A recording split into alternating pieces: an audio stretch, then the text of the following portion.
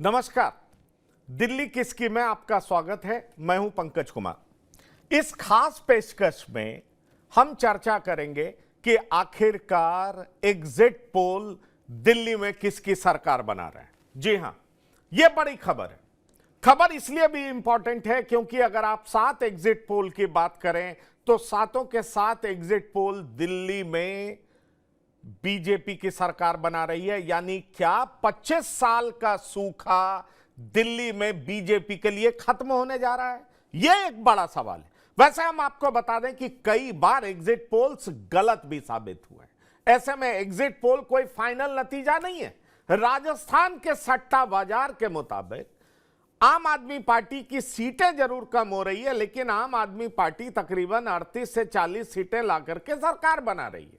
तो आप समझ लीजिए कि अलग अलग बाजार में भी इसकी चर्चा है। इसलिए दिल्ली में किसकी सरकार, दिल्ली किसकी, इस बात पर हम चर्चा करने जा रहे हैं। क्योंकि जिस तरीके से जोरदार तरीके से लोगों ने वोटिंग किया है, मतदान में हिस्सा लिया है, कांग्रेस भी पिछले 2 चुनाव की तुलना में आक्रामक नजर आ रही थी और कांग्रेस अपनी खोई जमीन वापस पाने के लिए लगातार आम आदमी पार्टी पर आक्रमण कर रही थी। इससे एक बात बहुत साफ नजर आ रहा था कि कांग्रेस ये समझ चुकी थी कि अगर आम आदमी पार्टी कमजोर नहीं होगी तो कांग्रेस का विस्तार दिल्ली में हो ही नहीं सकता है। कांग्रेस अपनी खोई हुई जमीन वापस पा ही नहीं सकती है। और जहां तक बीजेपी का सवाल है, बीजेपी हर मोर्चे पर आम आदमी पार्टी को विफल सरकार साबित करने के प्रयास में लगी हुई थी। लेकिन अंतिम फैसला तो जनता जनार्दन करती है और जनता जनार्दन ने क्या फैसला किया है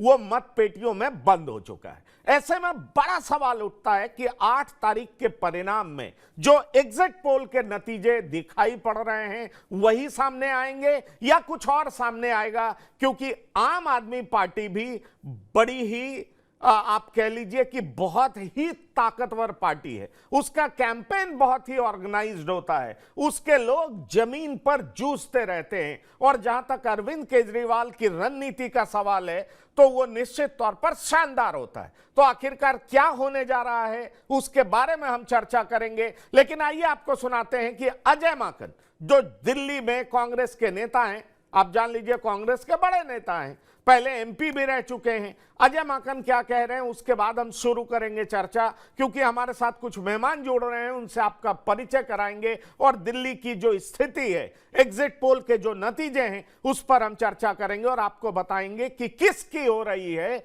दिल्ली। देखिए, कांग्रेस का दिल्ली में बहुत तेजी से हम लोग बैक करे हैं और ये ट्रायंगुलर कंटेस्ट दिल्ली के अंदर है और लोग वापस अब 10 साल कांग्रेस को गए हुए और लोग वापस कांग्रेस के समय की विकास और डेवलपमेंट को याद कर रहे हैं। लोग आपस में एलजी और सीएम के तू मैं से परेशान हैं। लोग चाहते हैं कि वापस सिर्फ और सिर्फ विकास की चर्चा करने वाली सरकार आए, ना कि आपस में लड़ाई झगड़ा और तू मैं करने वाली सरकारें आए।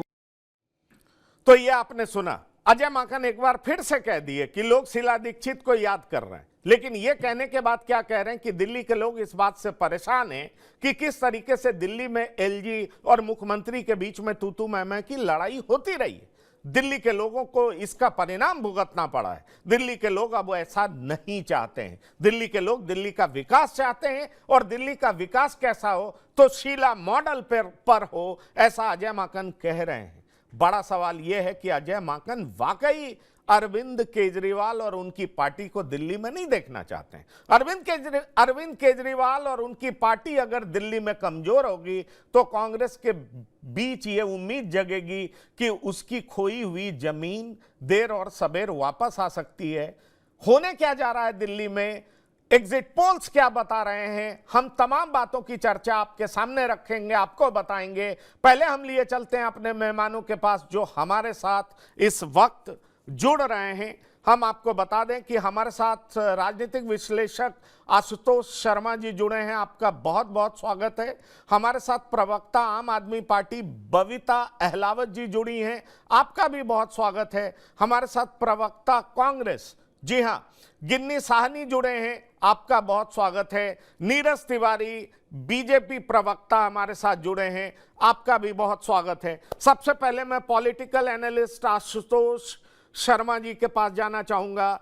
दिल्ली में जो चुनाव आज संपन्न हुए और एग्जिट पोल के जो नतीजे सामने आ रहे हैं उसमें दिखाई पड़ रहा है कि बीजेपी बाजी मारती हुई दिख रही है। क्या आपको ऐसा लगता है कि एग्जिट पोल के जो नतीजे हैं वो सटीक हैं? दिल्ली में वाकई जनता अब बीजेपी की सरकार चाह रही है? क्योंकि एलजी और मुख्यमंत्री के बीच तू मैं रोज इस बात को लेकर के बाद विवाद को देख करके जनता थक चुकी थी और जनता को यह यकीन हो चला है कि डबल इंजन की सरकार ही दिल्ली की बेहतरी के लिए काम कर सकती है। क्या कहते हैं सर? राजनीतिक विश्लेषक आशुतोष जी।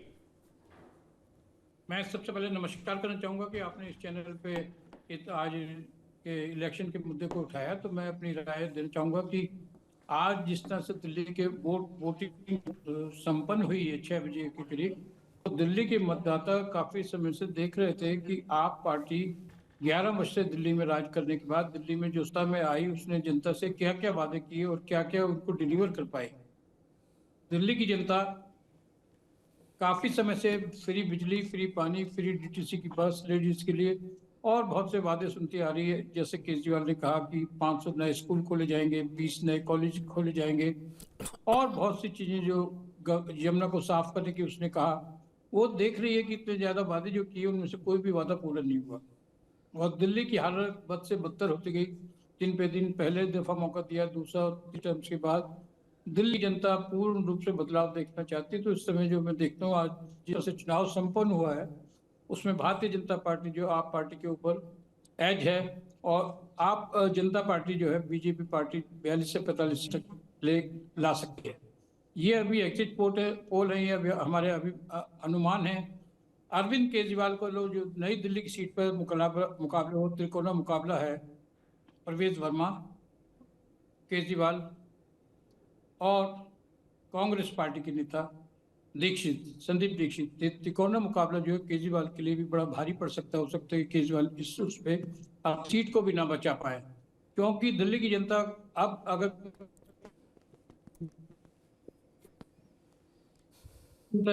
जो भी कुछ कार्य किए गए कांग्रेस पार्टी के टाइम में कुछ कार्य किया गया, हालांकि कांग्रेस का कार्यकाल, शीला दीक्षित का कार्यकाल भी अपवादों से पूर्ण था। जहाँ विकास के कार्य किए गए वहाँ करप्शन के भी चार्जेस काफ़ी लगाए गए, लेकिन वो एक पार्ट है, कुछ कार्य किए गए।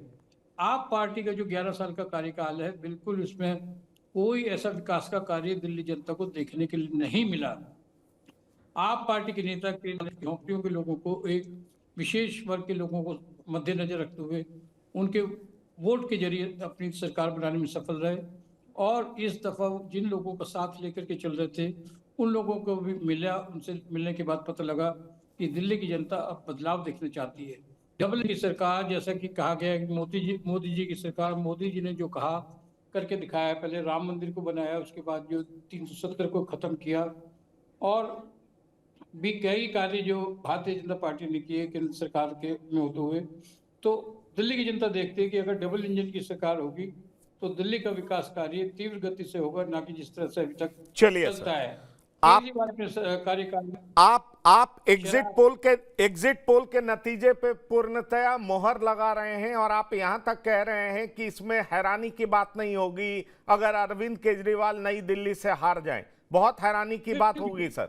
ये मैं कह रहा हूँ जी, ये जो संदीप दीक्षित का जो आगमन हुआ, कांग्रेस पार्टी के जो नेता का आगमन हुआ, कि त्रिकोणा मुकाबला केजरीवाल के लिए बड़ा महंगा साबित हो सकता है, क्योंकि कांग्रेस पार्टी अभी दिल्ली में कुछ अपना वजूद रखती है, कुछ वोटर बैंक है जो कांग्रेस पार्टी के साथ अभी भी जुड़ा हुआ है और वो कांग्रेस पार्टी के नेता को ही वोट देना चाहते हैं। संदीप नहीं, पर मैं आपसे ये पूछना चाह रहा हूं, एग्जिट पोल जो दिखा रहे हैं, वोटिंग परसेंटेज भी दिखा रहे हैं, ये दिखा रहे हैं कि आम आदमी पार्टी का मत प्रतिशत काफी गिर रहा है और बीजेपी का मत प्रतिशत बहुत बढ़ रहा है। कांग्रेस का मत प्रतिशत भी 4-5% बढ़ रहा है। बीजेपी का मत प्रतिशत 48 से 52% तक दिखाया जा रहा है, जो कि समझ लीजिए उससे 1 या 2% ही ज्यादा आम आदमी पार्टी का पिछले 2 चुनाव में रहा है। तो इसका मतलब बहुत साफ है कि जिस तरीके से लोगों ने लोकसभा में वोट किया है डबल इंजन की सरकार की चाहत में, उसी तरीके से लोग अब बीजेपी को वोट कर रहे हैं। इसलिए विधानसभा में इतना मत प्रतिशत बीजेपी का होने जा रहा है। क्या आपको इसकी संभावना दिखाई पड़ती है, या कांग्रेस और बेहतर करेगी इसलिए आम आदमी पार्टी को नुकसान होगा?